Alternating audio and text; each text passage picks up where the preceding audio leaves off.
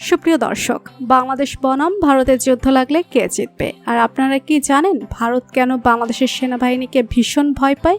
বাংলাদেশের বর্ডার গার্ডদের শক্তি বেশি নাকি ভারতের বর্ডার গার্ডদের শক্তি বেশি? ডক্টর ইউনূস নরেন্দ্র মোদীর সাথে যুদ্ধ লাগলে কোন শক্তিতে ডক্টর ইউনূসের বাংলাদেশ ভারত থেকে এগিয়ে আছে? এই সব কিছু জানার আগে আমাদের জানতে হবে ভারত এবং বাংলাদেশের লাগা অতীতের এক যুদ্ধের সম্পর্কে। তো বন্ধুরা, চলুন ঘটনাটি সম্পূর্ণ জানা যাক। ঘটনাটি জানতে ভিডিওটি না টেনে শেষ পর্যন্ত দেখতে থাকুন।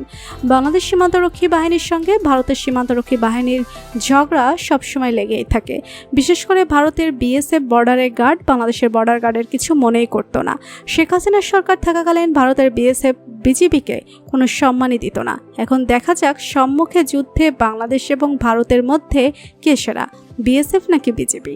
আমি যদি বলি ভারতের থেকে সেরা বর্ডার গার্ড বাংলাদেশের বিজিবি, তাহলে হয়তো সেটা আপনারা মানতে চাইবেন না। তবে সেটা আমি আপনাদের সামনে প্রমাণ সহ তুলে ধরব। আসলে বাংলাদেশ বর্ডার গার্ড কতটা শক্তিশালী। বিএসএফ এবং বিজিবির মধ্যে বেশ কয়েকটা যুদ্ধ হয়েছে। অতীতের এই যুদ্ধগুলোর দিকে লক্ষ্য করলেই দেখা যায় আসলেই কে সত্যিকারের শক্তিশালী যুদ্ধগুলোর মধ্যে একটি যুদ্ধ হচ্ছে বড়াইবাড়ি যুদ্ধ। এই যুদ্ধের সম্পর্কে জানলে আপনার ধারণা হয়ে যাবে বাংলাদেশের বর্ডার গার্ড কতটা শক্তিশালী এবং ভারতের বর্ডার গার্ড কতটা দুর্বল। 2001 সালের 18 এপ্রিল বড়াইবাড়ি যুদ্ধটি সংঘটিত হয়েছিল। এ সময় কুড়িগ্রামের বড়াইবাড়ির সীমান্ত দিয়ে রাতের আধারে বাংলাদেশে ঢুকে পড়েছে ভারতের সীমান্তরক্ষী বাহিনী বিএসএফ। এ দলটি মূলত বাংলাদেশে ঢুকেছে ভয়ঙ্কর উদ্দেশ্য নিয়ে। কয়েকদিন ধরে উত্তেজনা চলছে ভারত বাংলাদেশ সীমান্তে।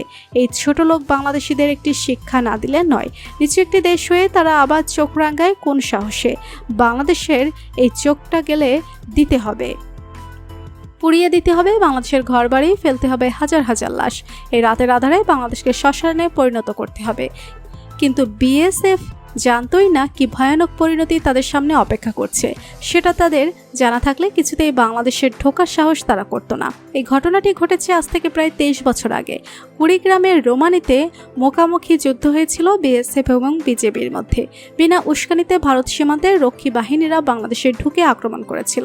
তার ঠিক সঠিক জবাব দিয়েছিল বিডিআর তথা বিজিবি। 300 জন বিএসএফকে রুখে দিয়েছিল মাত্র 11 জন বিজিবি। আর বিজিবিকে সাহায্য করেছিল স্থানীয় এলাকাবাসীরা। অফিসার সহ 16 জন সেনার লাশ নিয়ে লেজ গুটিয়ে পালিয়েছিল বিএসএফ। বড়াইবাড়ি যুদ্ধ নামে যে ঘটনাটি ইতিহাসের পাতায় রক্ষিত আছে, সে যুদ্ধের কথা শুনলে আজও মানুষের গায়ের লোম দাঁড়িয়ে যায়। আর বাংলাদেশ সেনাদের প্রতি ভালোবাসা বেড়ে যাবে হাজার গুণ। 1971 সালের পর থেকে সিলেট বিভাগের সীমান্তবর্তী এলাকায় নানা ধরনের অবৈধ কর্মকাণ্ডের সাথে বিএসএফ এর হাত রয়েছে এমনটাই জানা যায়। এবং কি এমন অভিযোগ রয়েছে? 2001 সালের এপ্রিল মাসে ভারতীয় বিএসএফ নোম্যান্স ল্যান্ডের উপর দিয়ে অবৈধভাবে রাস্তা তৈরির কাজ শুরু করে। কিন্তু আন্তর্জাতিক আইন এবং ভারত বাংলাদেশ চুক্তির অনুযায়ী সেখানে রাস্তা বানানোর অধিকার ছিল না কারোরই। বাংলাদেশ বারবার নিষেধ করার পরেও রাস্তা তৈরির কাজ চালিয়ে যায় ভারতের বিএসএফ। রাস্তাটি তৈরি করার মাধ্যমে বাংলাদেশের পাজোয়াকে ভারতকে একসাথে সংযুক্ত করে এবং সেখানে অস্থায়ীভাবে বিএসএফ ক্যাম্প করে তারা।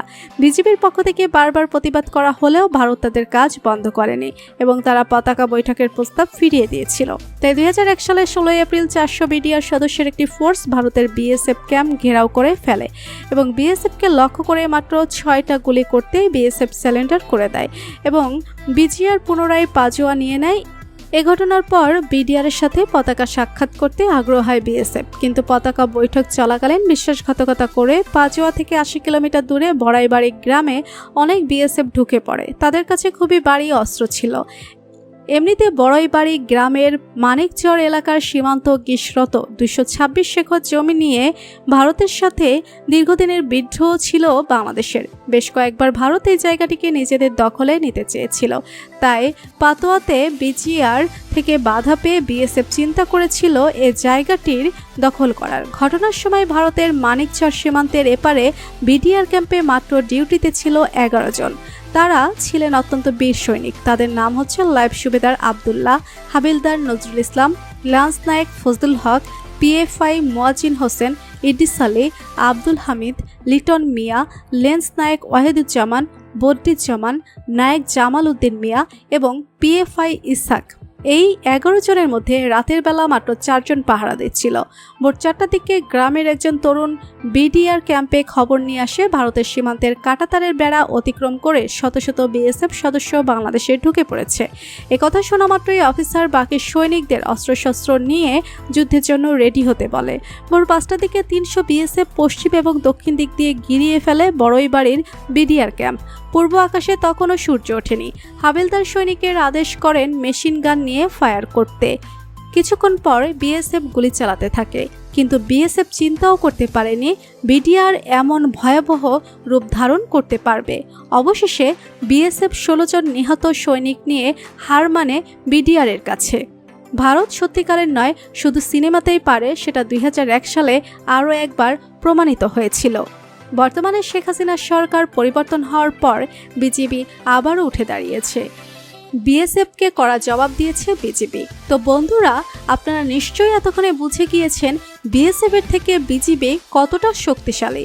ভিডিওটি ভালো লাগলে লাইক, কমেন্ট, শেয়ার এবং চ্যানেলটি সাবস্ক্রাইব করুন। ধন্যবাদ।